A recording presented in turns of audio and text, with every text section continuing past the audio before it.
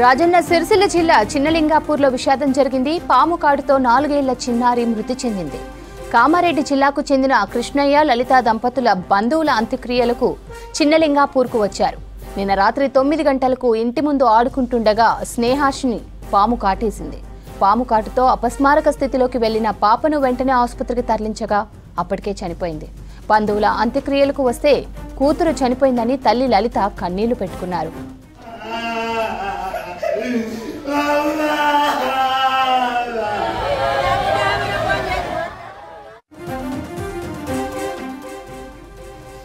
రాజన్న సిరిసిల్ల జిల్లా చిన్నలింగాపూర్లో విషాదం జరిగింది. పాము కాటుతో 4 ఏళ్ల చిన్నారి మృతి చెందింది.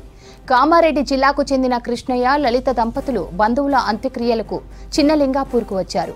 నిన్న రాత్రి 9 గంటలకు ఇంటి ముందు ఆడుకుంటుండగా స్నేహాంశిని పాము కాటేసింది. పాము కాటుతో అపస్మారక స్థితిలోకి వెళ్లిన పాపను వెంటనే ఆసుపత్రికి తరలించగా అప్పటికే చనిపోయింది. బంధువుల అంత్యక్రియలకు వస్తే కూతురు చనిపోయిందని తల్లి లలిత కన్నీళ్లు పెట్టుకున్నారు.